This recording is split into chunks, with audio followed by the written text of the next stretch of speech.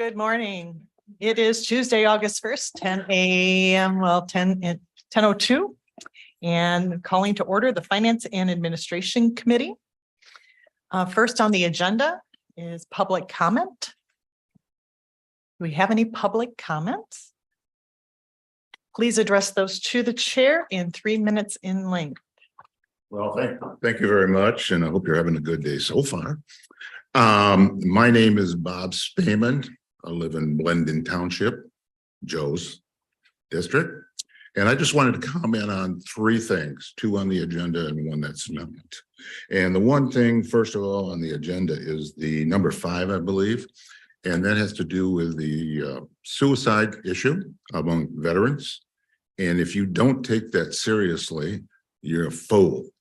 And what I mean by that is that last time you postponed that, and all you did was delay the project a little bit now. And I encourage you to vote for it this time. I know last time you waited for Chairman Boss to wave his little finger or whatever, so that the other Ottawa Impact falls in line and does what he wants them to do. So I hope this time you'll think of the veterans and think of their issues with mental health and the suicide.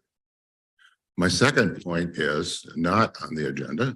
It is the resignation of Patrick Waterman. I've known Patrick for 10 years. He's a good man. He's honest. He left for a job in a city whose mayor is under indictment, and he left to be the deputy city manager. Why would someone do that unless there's a problem? And the problem is with Mr. Gibbs. He does not respect him. He had never involved with him. And there's many other things.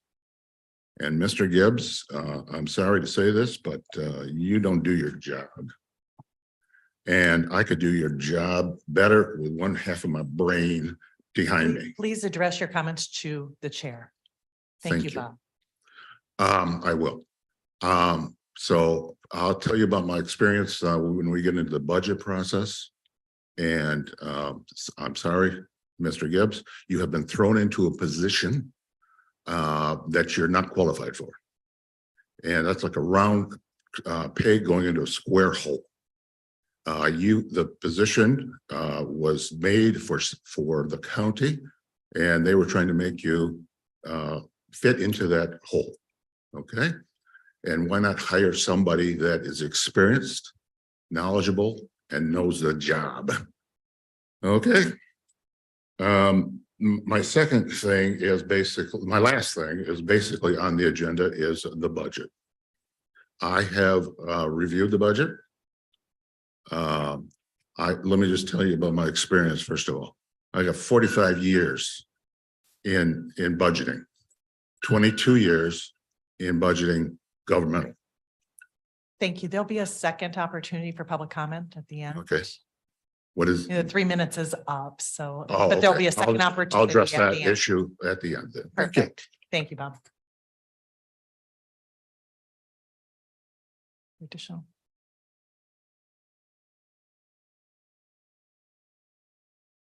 Adria Hill, Holland Township. It's disappointing to know that the strategic planning has not been completed prior to this point in the budget process. Based on my past experiences, typically strategic planning would be complete in order to help leaders know what to prioritize when they make their budget requests. But since that did not happen this year, the board will set the priorities for the county based on how you allocate funds. I would like to share the initiatives that I would like to see the county take on in the upcoming budget year. The continuation of exceptional parks, road services, and law enforcement. Significant spending that will fund community mental health initiatives, such as a campaign that makes mental health care more approachable to those that are most vulnerable, as well as additional staff to help provide the care that the community members need. And a focus on identifying potential solutions to the lack of affordable housing and childcare that many residents are faced with. The last thing I hope you consider adding is a priority is a positive community engagement initiative that cuts back the infighting and polarization that we see both in these meetings and throughout the county.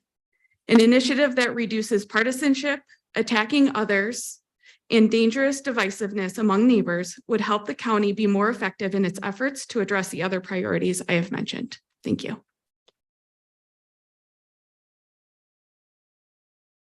Are there any other public comments?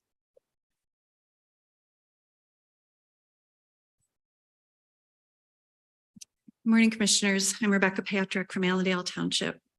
There's 3 items about which I'd like to speak with you this morning. The first item is the fiscal year 2024 proposed budget. I'd like to note that I read with appreciation in several of your social media accounts that there will be multiple budget development meetings that the public can attend. I'm looking forward to this and to receiving timely public notice of them. As I reviewed the proposed budget, the line for corporate counsel jumped out at me mainly because I don't think it reflects reality.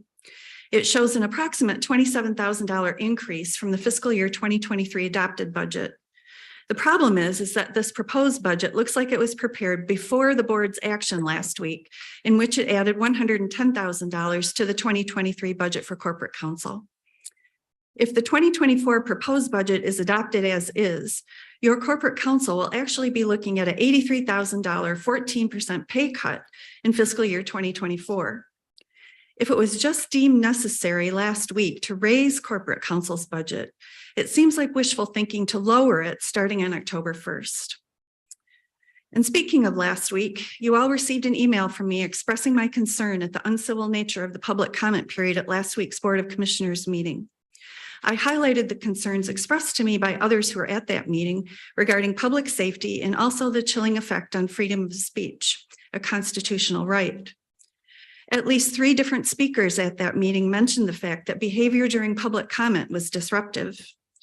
So I ask now the board chair that you take appropriate steps to ensure that all can be heard in future meetings, such as asking the audience to refrain from all applause during public comment, and also to remain quiet when others are speaking. Lastly, I hope you are able to reach agreement on the social media mental health campaign. I think we all know people and love people, including family members who have struggled with mental health. This is a very small thing, but small things can add up to large things. And I'm hoping this will be an offering we can point to as people seek help. Thank you for your time. Thank you.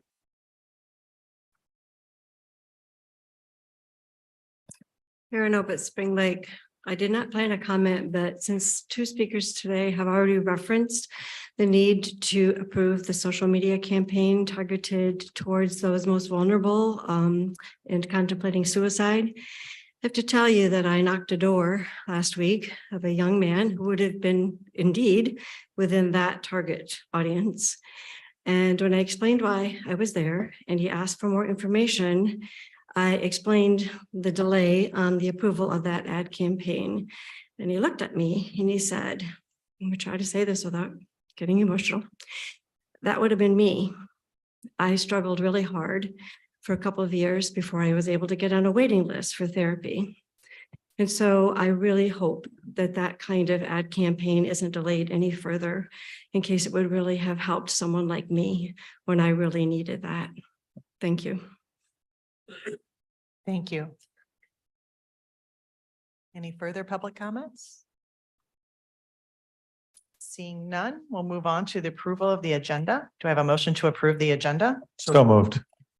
You have support? Second. Madam Chair, Yes. just a quick question. On the grant from Wayne State University, I know that we did not approve it last session, but my understanding is that most or all of the concerns have been addressed by public health.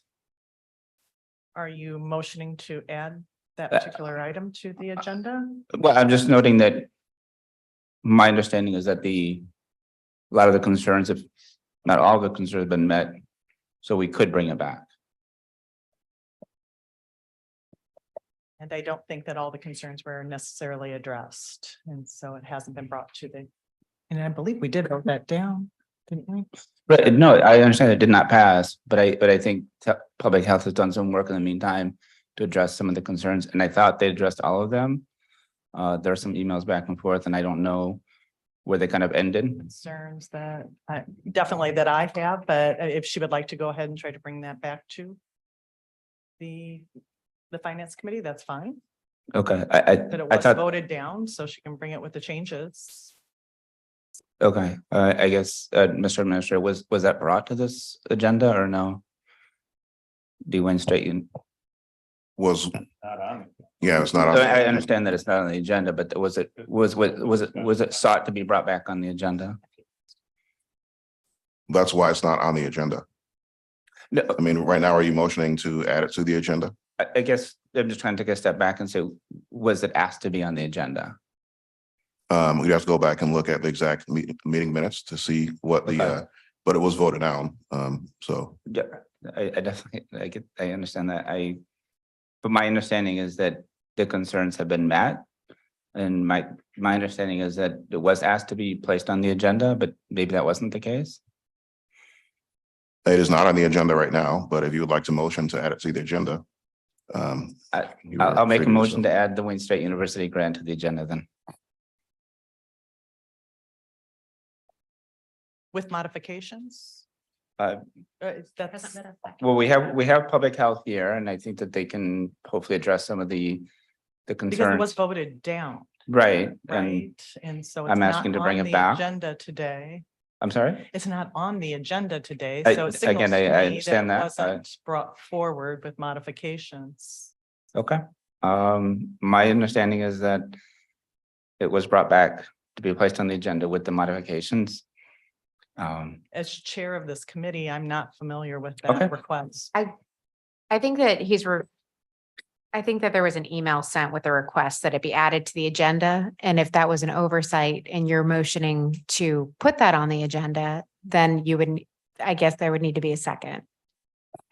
To answer your question again, Commissioner Zalstra, I certainly did not respond in the affirmative to that email chain at all, because it's not my decision. That is the decision of the Sheriff Cosby, whether or not something gets added to the agenda. So That But was my not understanding asked of me. also is Pardon me, that I'm- all, Pardon me. So I just need to respond to that. I was not asked directly to put it back on the agenda. Okay, that was, I was unsure about that. Commissioner Bergman? I thought that all the objections were addressed as well. They were not addressed. They Thank were you. not addressed. Now, do we have an institutional review board An institutional review board. for research? For instance, like I said, there are a couple of questions actually that I have, and then informed consent when people are participants in research, do they know they are? So before we add it to the agenda, there are a couple other questions I'd like to have addressed. But I'm happy to have it added back with modifications. In that case, Commissioner Miedema? Back to Commissioner Curran made the comment that there was a motion made. I haven't heard a second. So I guess I feel like that's where we're at the moment. If Commissioner Zylstra made the motion to add it, I haven't heard a second. Well, I'll make a second if that's what we need. I'll make the second. Okay, My understanding is that it was, all the objections were met.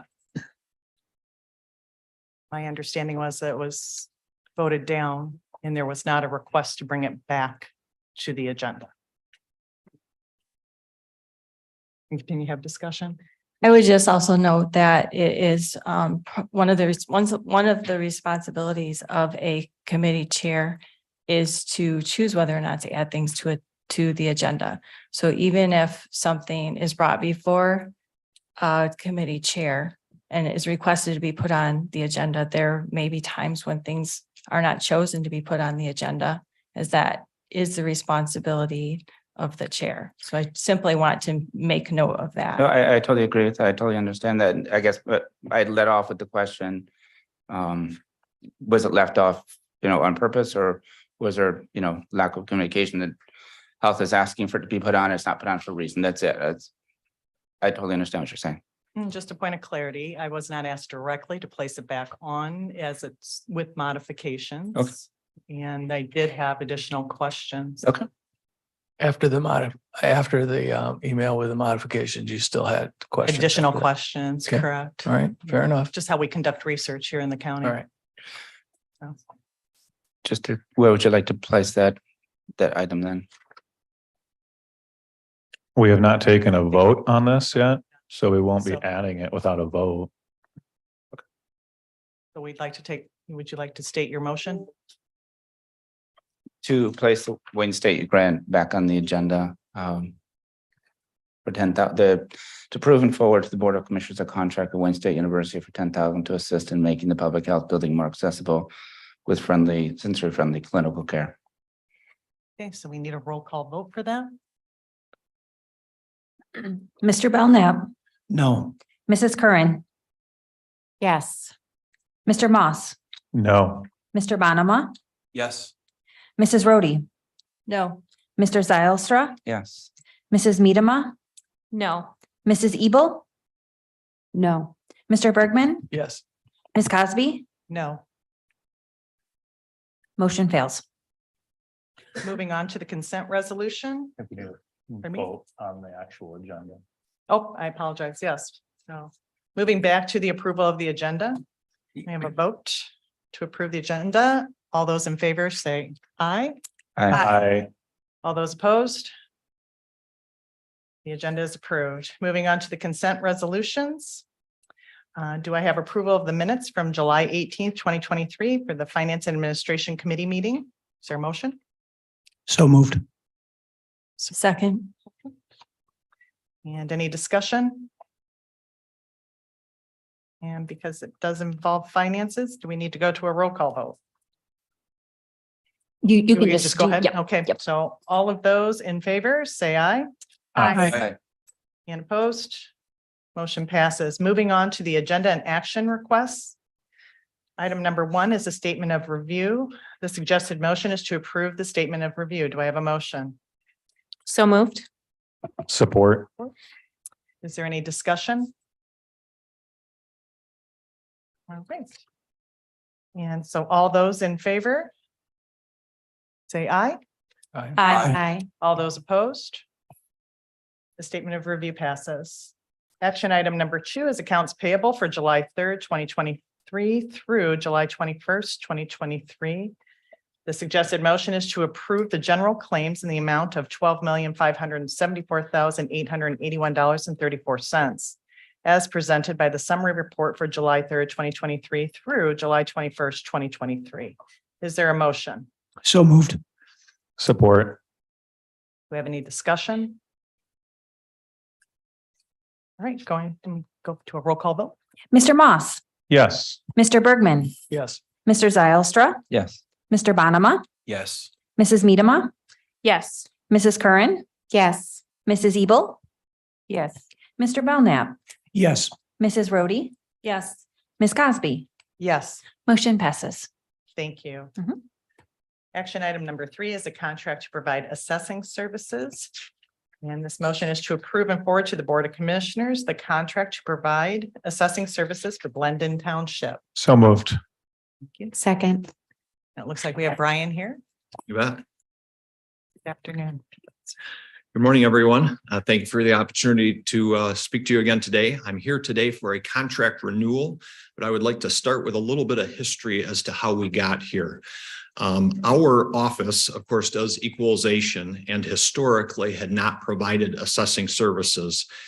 In 2011, I believe, one of our jurisdictions in Ottawa County had their assessing, the entire department retired all at the same time. And so that department reached out to my department, the equalization department, and requested that we provide assessing services to them. And it's not technically our department that provides it, but it is the Board of Commissioners for Ottawa County that provides that service. As the equalization director, I would actually sign the role, but it is you guys that are approving the contract. At that time, we established an assessing team or an assessing division within the equalization department, led by our current deputy, Josh Morgan. And he just frankly did a fantastic job setting up that department.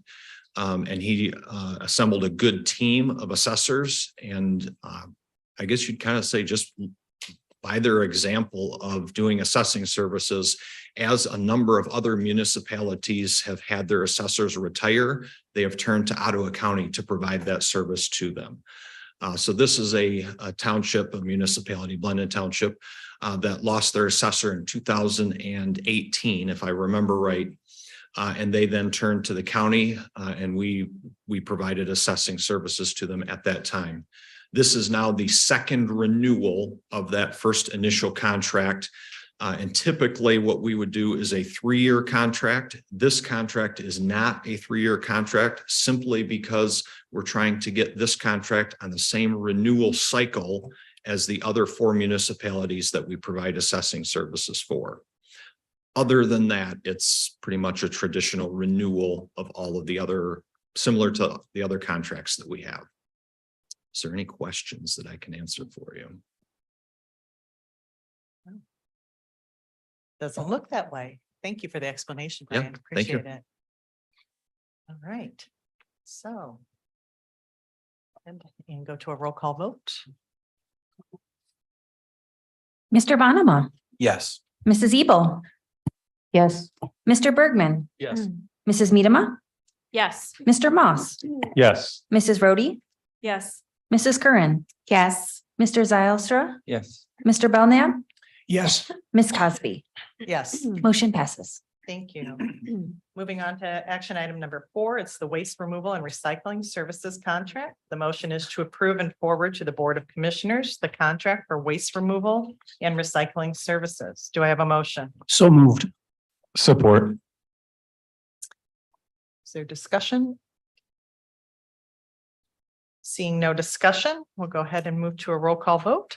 Mr. Belknap, Yes. Mrs. Curran, Yes. Mrs. Miedema, Yes. Mr. Moss, yes, Mr. Zylstra, Yes. Mr. Bergman, Yes. Mr. Bonema, Yes. Mrs. Rhodey, Yes. Mrs. Ebel, Yes. Ms. Cosby. Yes, Motion passes. thank you.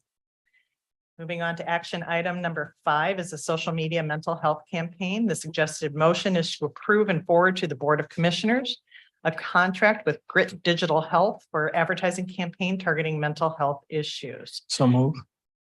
Yes. Support? Support. Support. Go ahead. Discussion?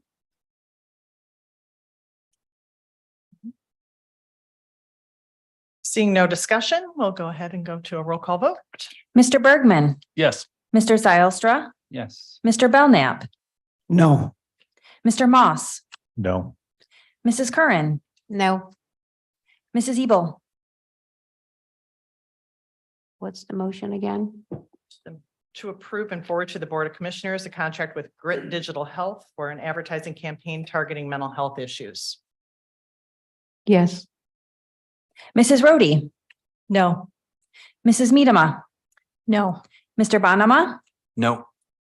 Ms. Cosby. No. Motion fails. Action item number 6 is full faith and credit pledges for drain notes and bonds. The suggested motion is to approve and forward to the Board of Commissioners a resolution pledging the county's full faith and credit to a drain note or bond. Do I have a motion? support, And discussions? Hi, Joe. Oh, do we need a second? Well, how you doing, Madam Chair? And Hi. thanks, Board, for giving me the opportunity to talk a little bit about full faith and credit.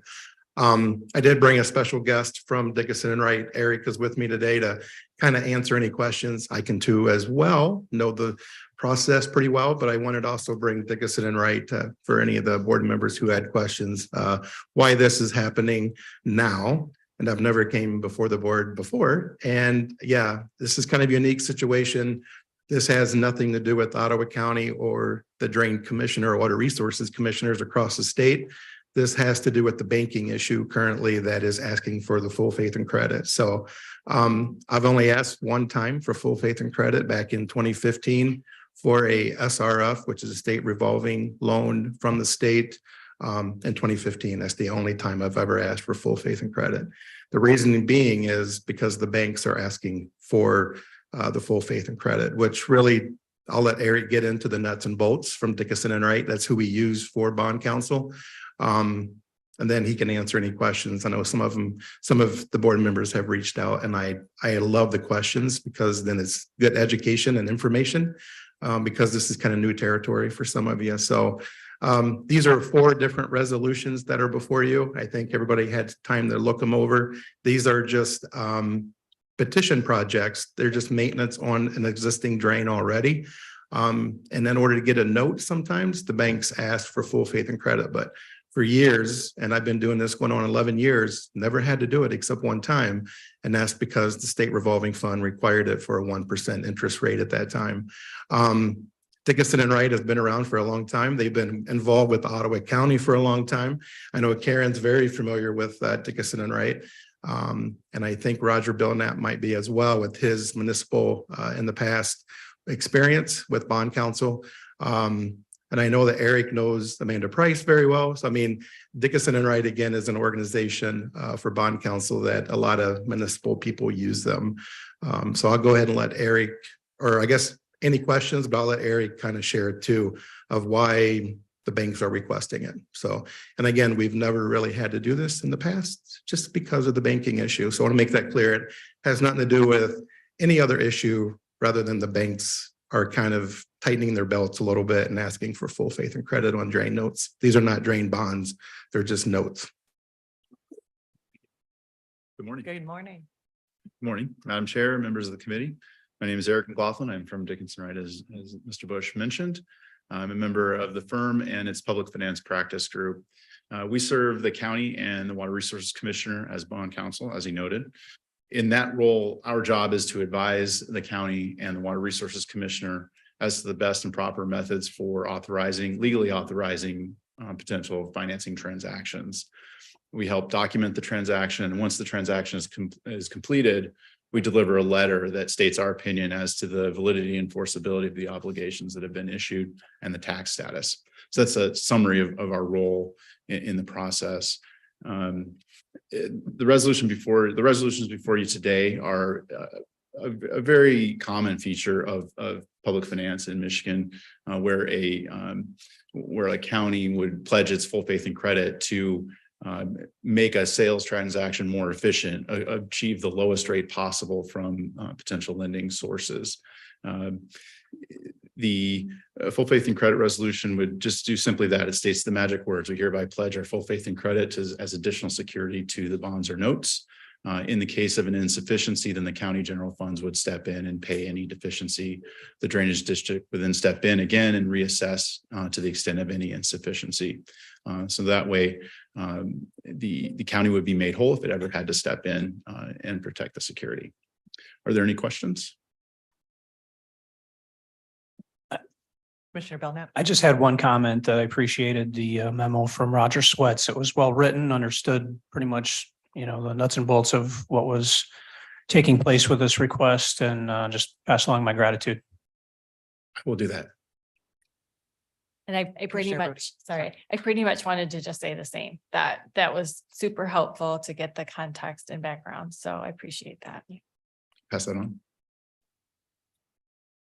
Any further questions? Eric or Joe? Commissioner Moss? Yeah, do you think this will continue into the future, this requirement? Or do you think it might be temporary?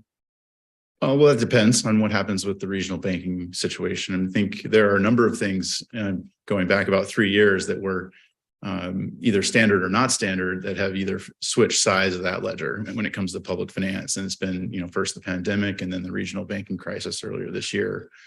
So it's unknown right now from my perspective whether the banks that had traditionally participated in the small drain note financings without the full faith and credit, whether they will return to that or whether they will continue on requiring the extra security. Thank you very much. Thank you, board. Thank you. All right. So the motion is to approve and forward to the Board of Commissioners a resolution pledging the county's full faith and credit to a drain note or bond. We'll go to roll call vote. Mr. Zylstra, Yes. Mr. Bergman, Yes. Mrs. Ebel, Yes. Mr. Belknap, Yes. Mr. Moss, Yes. Mrs. Miedema, Yes. Mr. Bonema, Yes. Mrs. Rhodey. Yes. Mrs. Curran, Yes. Ms. Cosby, Yes. motion passes. Thank you. Moving on to number 7, action item number 7, setting of public hearing on the 2024 Ottawa County budget. The suggested motion is to recommend to the Board of Commissioners to set a public hearing on the 2024 Ottawa County budget for September 12, 2023, to be held at the Ottawa County Boardroom at 12220 Fillmore Street, West Olive at 9 a.m. Do I have a motion? So move. Can we add the August 8th meeting as well? For now? Oh, never mind. Thank you. Support. Is there discussion? Commissioner Kern, were you able to Oh. finish? I said my question, but I asked if we could add the August 8th meeting as well. As you know, To and vote on amend this. the Yeah. current motion to add August 8th? Yep. Commissioner Moss? Well, I guess I'll wait and see if it has support. Does it have support? I guess along the lines of Commissioner Curran, and I think Commissioner Rhodey posted something about there'll be multiple public sessions. I just want to know how this might fit into that. I mean, I'm in favor of, having the special session as Commissioner Belknap set up for next Tuesday.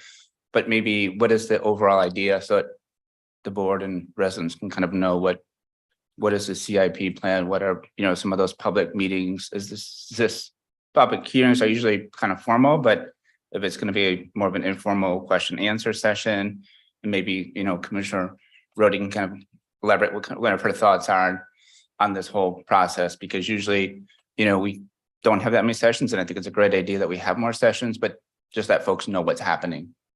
I'm going to go to Administrator Gibbs. Yes, just a very brief comment on Commissioner Curran's comments. The CIP is not officially part of the actual budget. It is a separate item. And this action item pertains only to the public hearing for the budget. I'll just give that piece of information. Thank you. Thank you. Well, I would just say Ready. that I think that Administrator Gibbs is probably the appropriate person to talk about an upcoming plan for how the budget meetings are handled rather than myself. So would you like to share any more information, John? Thank you, Commissioner Rhodey. As Commissioner Belknap mentioned at the planning meeting next Tuesday after the full board meeting, we're proposing to have a meeting to review the CIP and to vote on recommending it to the full Board of Commissioners. And if you also look in the action item for this item, there is a budget calendar there indicating, for example, the public hearing, the special finance committee meeting to recommend the budget to the full board vote, and the start of the new fiscal year. There's also proposed a couple of special meetings that will be sent out soon. These are for the purpose of the commissioners having more time to review and deliberate on the budget and ask more questions. And there would be 2 such meetings proposed prior to the public comments meeting on September 12th. To which? 2 special sessions Okay. prior to the September 12th meeting Okay. for the public hearing. And those sessions, the purpose of those would be for the commissioners to Okay. be able to deliberate the budget and ask questions. That's what.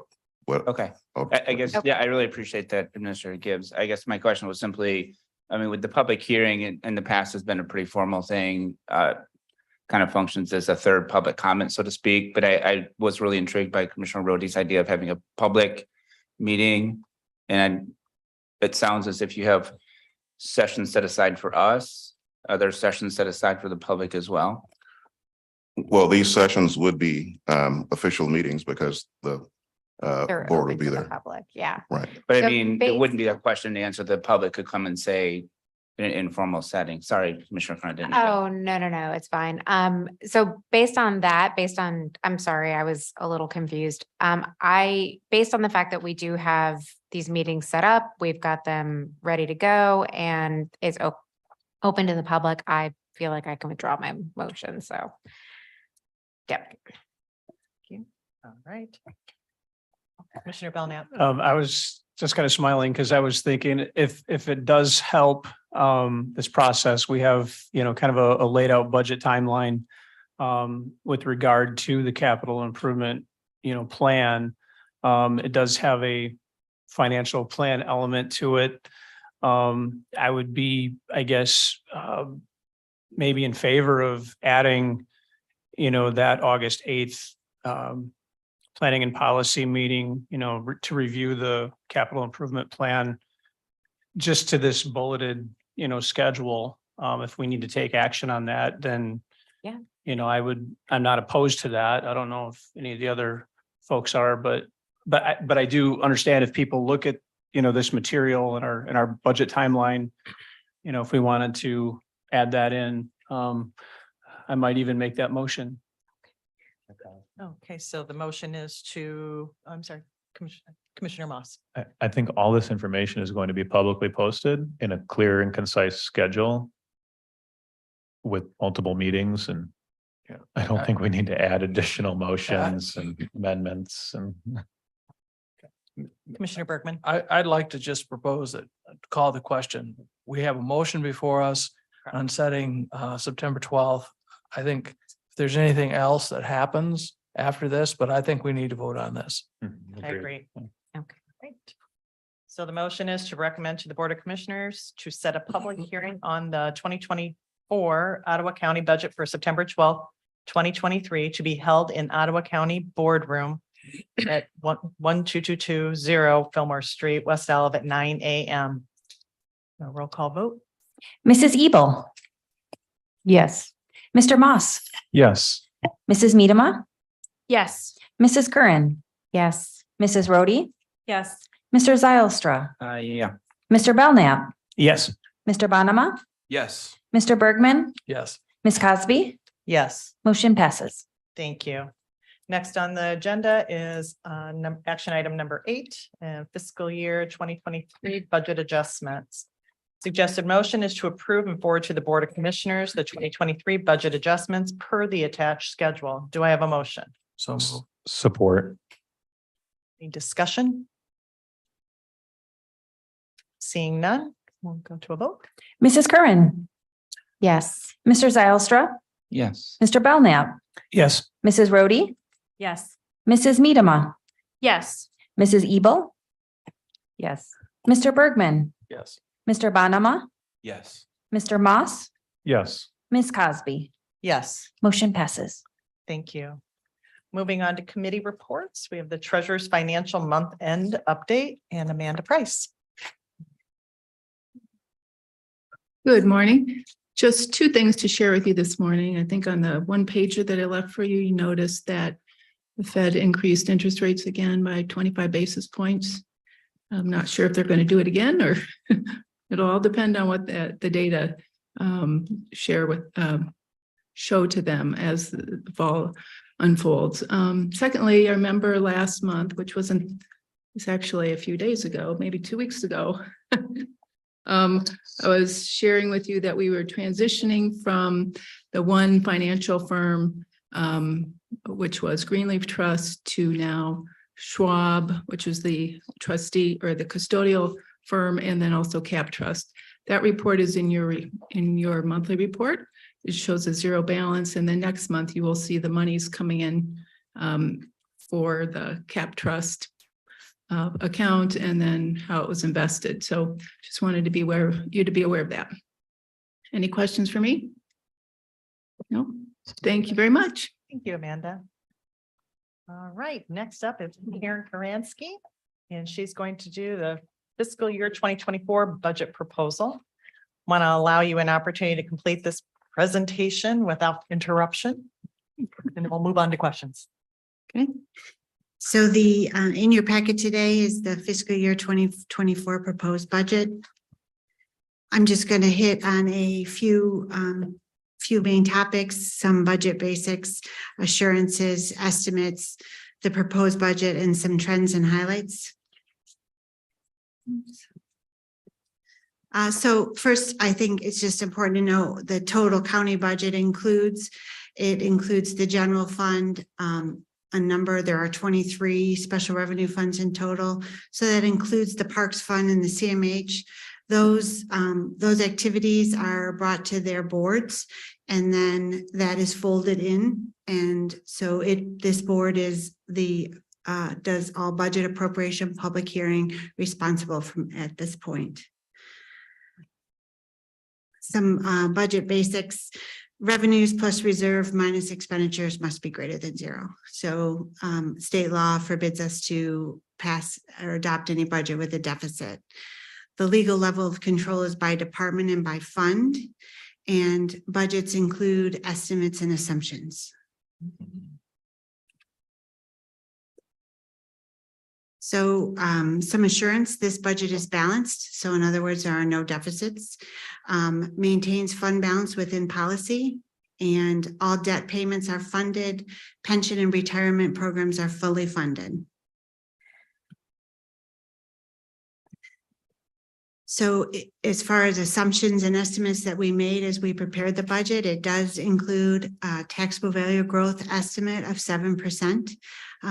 If you recall, that information comes forward in the spring from equalization at what those values are what's actually happening.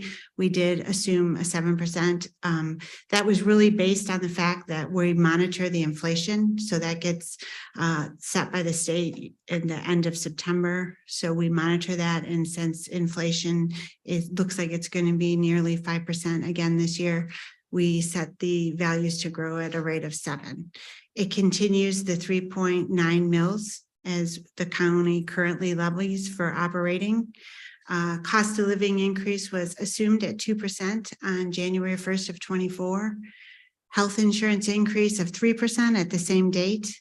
And then ongoing grant revenue. So on occasion, we have programs that are funded by grants, and sometimes we get notification that that's approved and all's good to go. And sometimes those come in August, September, even October, sometimes even.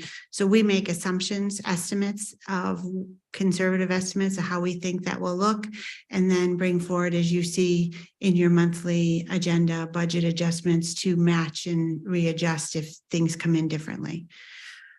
And then we also, when we renegotiate contracts or contracts are up for bid, then we make assumptions at what some of those increases might be, just based on feedback from vendors or what we're seeing in the market. So the total county budget is $269,253,254. This is a 5.6% increase over prior year. The graph shows a trend of adopted budget by fund type for multiple fiscal years. And then the percentage in between is the growth between those years. Focusing on special revenue, or the light blue section of this graph, what you'll see is that is so kind of a little explanation of that growth, which the mental health amended their budget in the current year. So this is comparing adopted to adopted. So if you recall, there was a rather large adjustment to the mental health budget in the current year. That is continuing in 24, relatively stable and not a large increase. This, because it's adopted to adopted, shows that large increase as if it were occurring again. And just to remind everybody that that is not the case. Transfer of the $5 million ARPA savings to the capital improvement, that would also show up in that light blue. So that's part of that increase. And then in prior years, we did not have COVID grants early enough in the public health fund. So we did them as budget amendments. So in 23, all the COVID grants for public health were not in the adopted budget, they were amended. And this year we had the information early enough, so we've included them, which also shows when you're looking at adopted to adopted, looks like a full-on increase. I'm going to move on and talk a little bit more about the general fund. So very similar chart for the general fund. Similar increase, the general fund had a 5.9, the total county budget went up just about almost 6%, similar. On page 6 of the budget proposal, there's detailed list of changes in the general fund. So you'll find that in that packet. But increased funding from the state. So some major areas that we've seen are like categories, if you will. Increases in funding from the state for specific items like early voting equipment, specialized public safety training. So that is driving some of that increase. We've seen inflation pressure, so on some of the contracts and on utilities. So if you recall, in the current year, we had an adjustment for our housekeeping contract that was not again in the adopted budget for 23. We amended during the year. We're seeing that type of increase or expecting that type of increase in that contract again in 24. It also includes the Family Justice Center opening. So that includes 4 new positions and a variety of maintenance on programs or support for software that's in that building.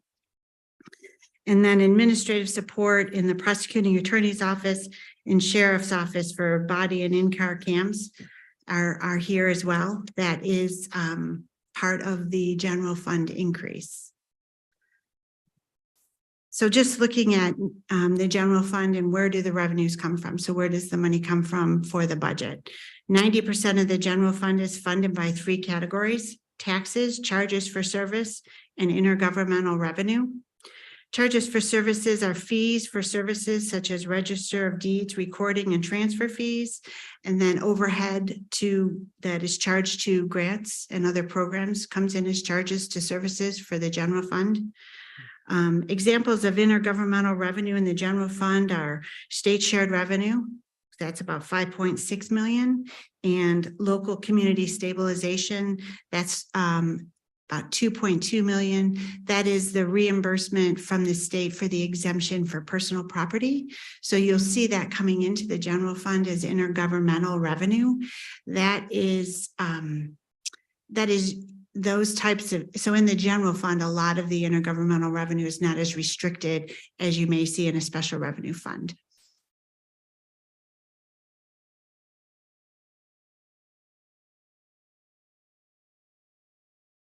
So then just looking, I went too far.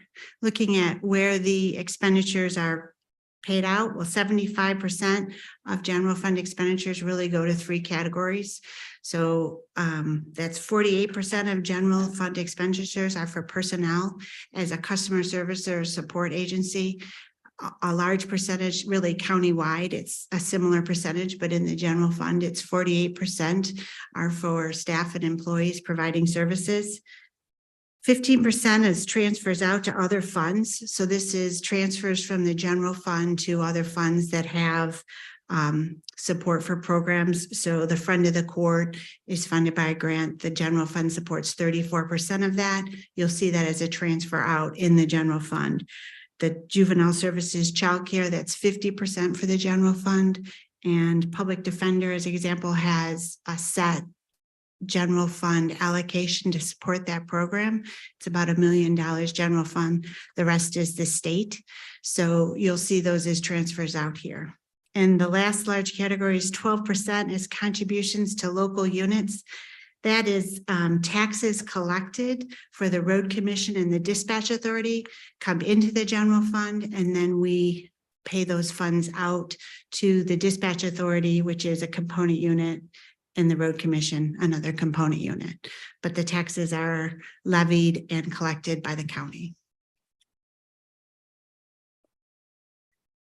So here are the 9 largest departments in the general fund, and showing the 22 actual expenses is the blue bar.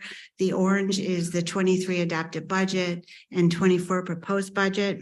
So I wanted to show this mostly because as you look at the book and you look at the trends, fiscal year 22 expenses for sheriff, district court, prosecutor, circuit court, and clerk register of deeds is less than normal. So if you look at that blue bar, it seems short. This is because the ARPA replacement revenue was used to pay personnel costs in those departments. So if the county did not have ARPA funds, the blue line would look a lot more like treasury and fiscal services. So you wouldn't have that short blue line to start your trend. So as you go through the proposal, I just think it's worth mentioning that some of those trends are year specific, what you may see, and there's some things that might not look like they belong. Okay, so next steps, as we talked about today, is the proposed budget, submitted to this committee, and then this committee will review that during this date and the 22nd of August for a public hearing to be set for the 12th. That time between completing it here gives us enough time to make any adjustments, advertise appropriately in the appropriate newspapers, and prep for that public hearing. And then September 19th would be a special finance committee to recommend the budget to the board, and then a budget adoption on the 26th for our fiscal year starts on October 1st. Were there any questions or anything that I can answer? Before I open this up to discussion, I just want, regarding our budget for 2024, I'd like to get a couple thoughts on record. Economic inflation is impacting all of us, but it's most cruel to those who are on fixed incomes. While Social Security payments are scheduled to increase by approximately 3%, the stated inflation rate in the United States is anywhere, depending upon your sources, 3 to 20%. Unemployment kind of factored in there and walkaways. So regardless of the inflation rate, I believe it is our responsibility to always ask what we can do as county commissioners to ease the burden felt by our fellow community members due to increased food, clothing, gas prices, and now approximately a 5% increase in our property taxes. So Karen, how much additional revenue will the county actually realize with these increased property taxes? Do you have an estimate? Yes, so it's in 7%. so the property tax increase that is in the general fund, which is operating the property taxes that is not passed on to the road commission and dispatch authority. I'm just gonna.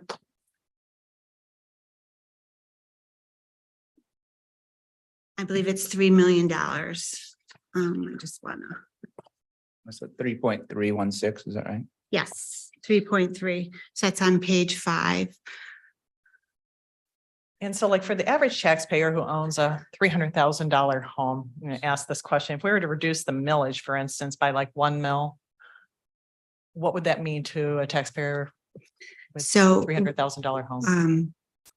A 1 mil, so it's 3.9 mils. Mm-hmm. I tend to talk in tenths of mils, not mils. A tenth of a mil is worth 1.5 million. So a mil is worth 15 million. So I'm going to use a tenth of a mil, and you had a $300,000 house. I did a calculation. I think there was some discussion when we were setting the tax rate last time. A tenth of a mil saves a taxpayer like $15. $15. Okay. So if we're 2 mils, $30 and $45 for 0.3 mil. All right. And then do you know what the impetus was for a 5% increase in taxes, or Mr. Busher still? 5%. It's really a team effort between Brian and Amanda and Cheryl, the deputy, and fiscal services. We really talk about where we see it, where we see the trend. A lot of it is driven by the growth, the amount of market you're seeing, what our trend has historically been. But honestly, this year, a big factor was the inflation. I don't think that, we would necessarily, we wouldn't be at 7% without monitoring that inflation. And so we're heading into the planning and budget season here, as we've been talking about. And I, for one, would like to believe it should be our first responsibility to meet the needs of the community members. And second, to be great stewards of their financial resources. So trying to reserve as much money as possible for their discretion in their homes. I just wanted to get that on record. So thank you, Karen. Any other discussion? Commissioner Zelstra? Yeah, just a quick question. Thank you. Can you just kind of spell out what does legal level of control is by department by fund mean? Sorry. Sure. So a department has the ability to manage resources within the department. So in fiscal services, as an example, if there is I can move within my lines in my budget without coming back to the board. Okay.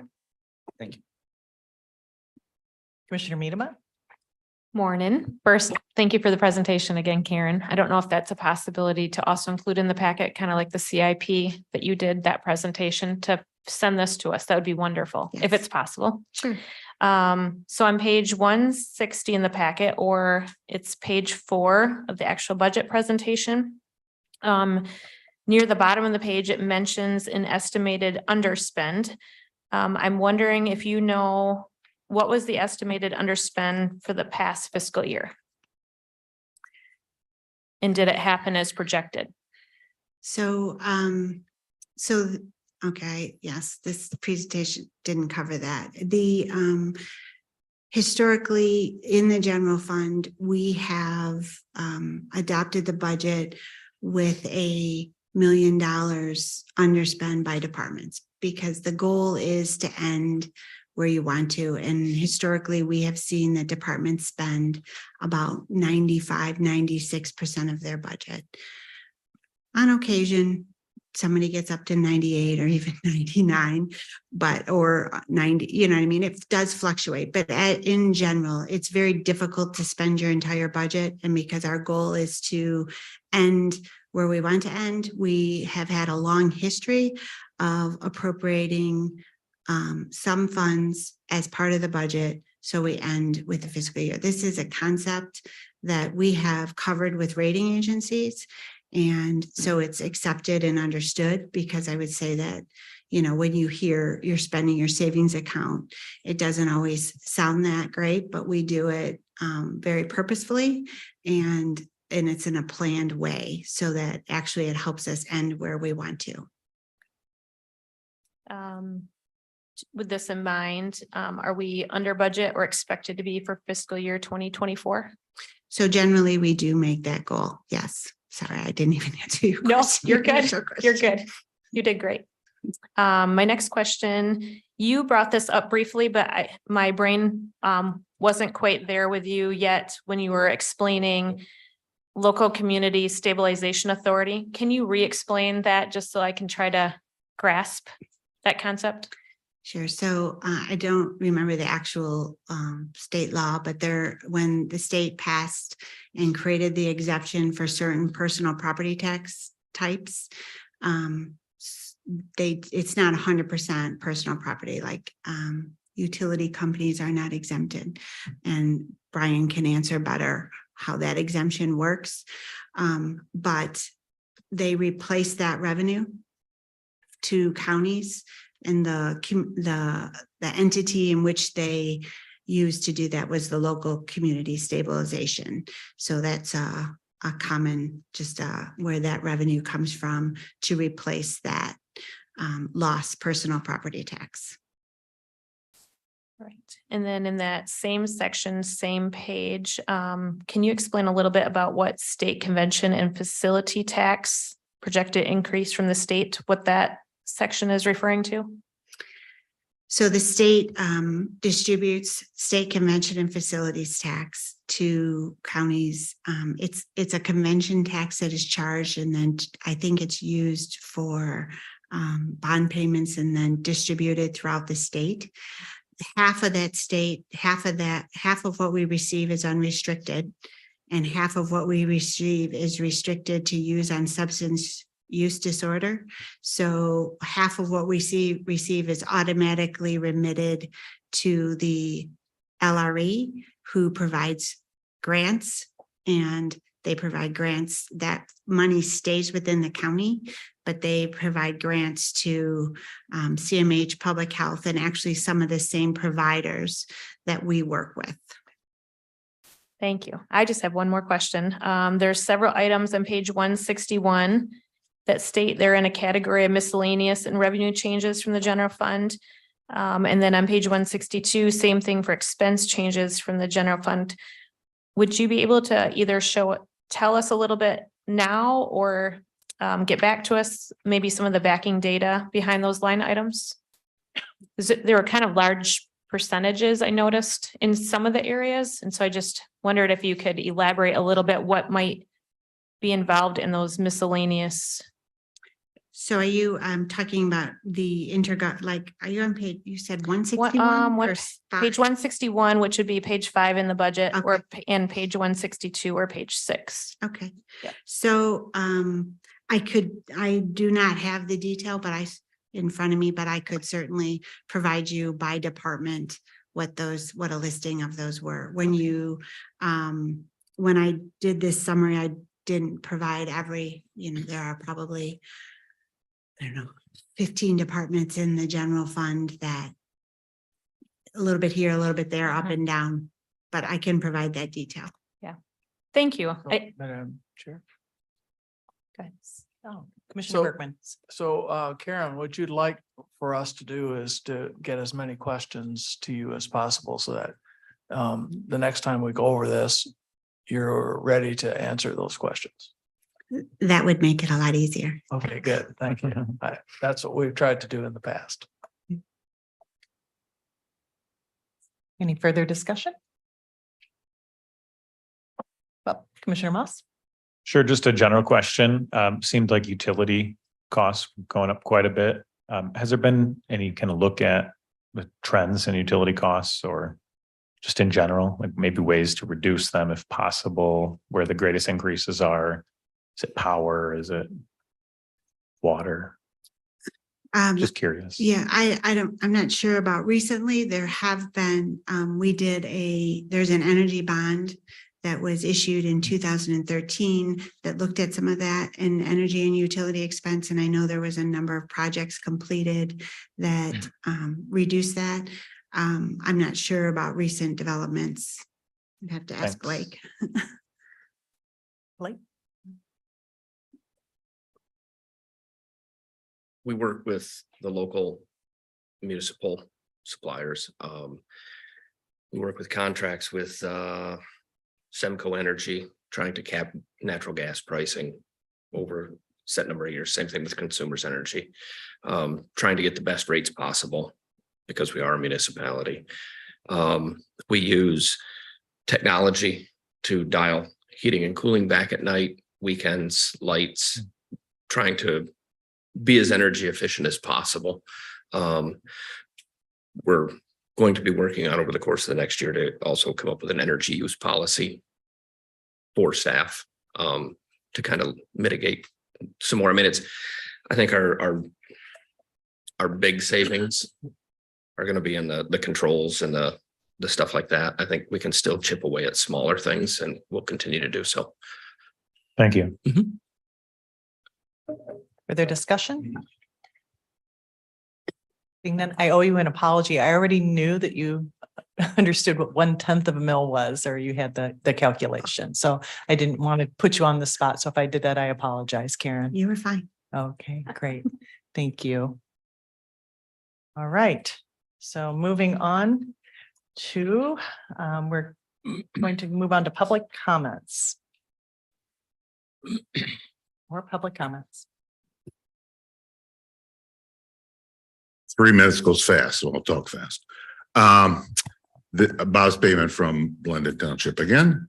I just wanted to say something about what you didn't pass, number 5. It seems like the Ottawa impact is against helping mental health and veterans by postponing the proposal 2 weeks ago. Enough said.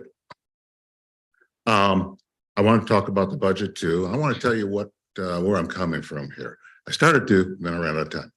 I've done budgets for 45 years, at least 22 in the governmental sector. I worked for City of Hudsonville.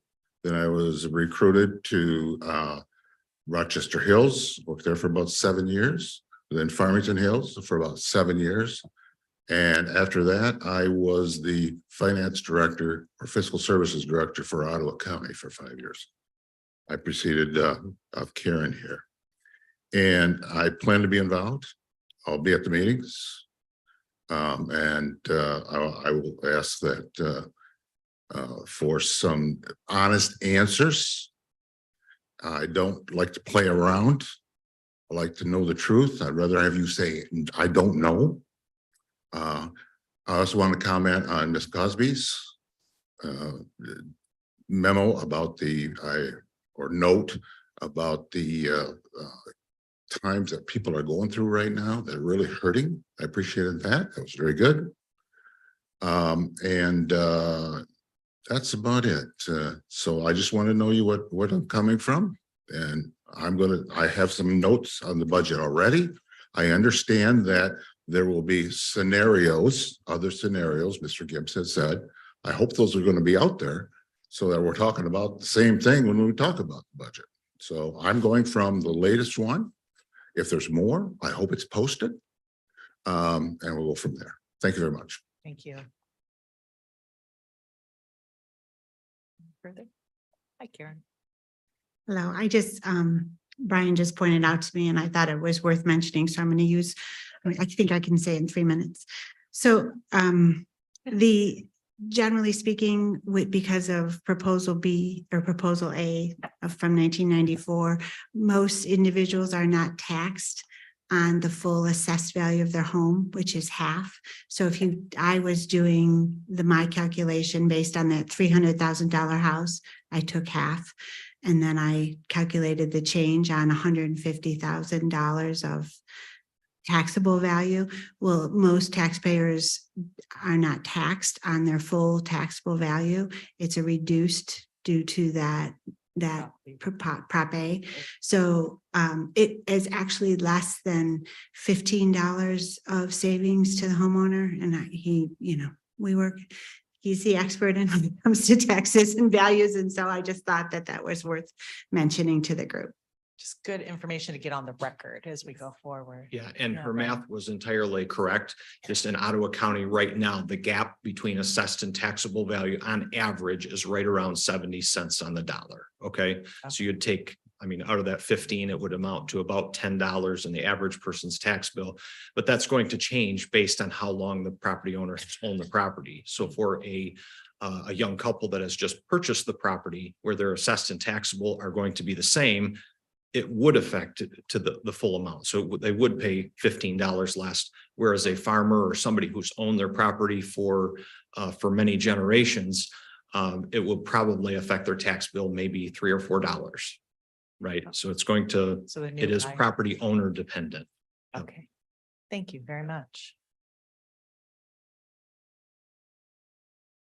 Hi, Amanda. Sorry, it's just Amanda Price. To Allison's question about the local community stabilization fund, in 2014, Governor Snyder had tried to incent more investment in business. And so he proposed this plan where we tried to get rid of a lot of the personal property tax, at least up to the $70,000 limit. And but we needed to reimburse the local units of government. And so that was the whole background behind that, to try to incent more investment in local businesses. And I think the limit has gone up from the 70,000, probably over 100 right now, but that's the background of the local community stabilization. It's all to get more investment by individual business owners in Michigan. So Thank you. Thank you. Any further? I just wanted to say thank you to the staff. Today's meeting has been helpful to provide some background and insight into the numbers that are on the spreadsheet. And I look forward to more opportunities to hear more background and information. It's obvious we've got a very skilled staff that has put this together, and I'm amazed every time I hear them talk about it in the way that they're able to bring the numbers up at the top of their head. So thank you to the entire staff that puts this together. Thank you. Any further public comment? Lori Grassman, Robinson Township. I actually loved looking at all the numbers from the past 2 years. That is amazing to be able to actually see the breakdown. I mean, all the way down to the debit card. I found out that somebody around here has a super cool tattoo from Tater Tots Tattoo for $173. So I usually get to see the tattoos that I pay for. So that would be really cool if we could post that. That would be great. Also, I loved the questions here. I realized Karen gets put on the spot, but to be able to hear them, and I'm not 100% sure we would be able to hear them if you guys were emailing them back and forth, if they would be public for us to also enjoy. So I just truly thankful for all of the hard work that you guys have done to be able to put that out there, all of you. So that was awesome. Thank you. Thank you. Any further public comment? Seeing none, this meeting's adjourned.